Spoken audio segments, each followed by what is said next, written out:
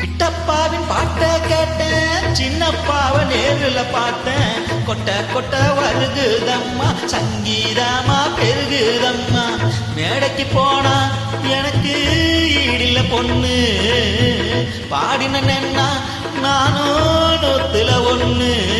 என் திறமைய காட்டட்டுமா, ரெண்டு சங்கதிய போடட்டுமா? தத ததறின ததறின ததறின ததறின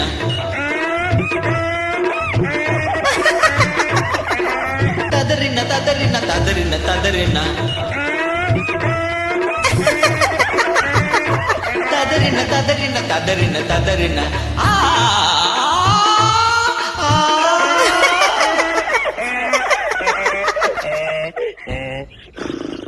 Thank you.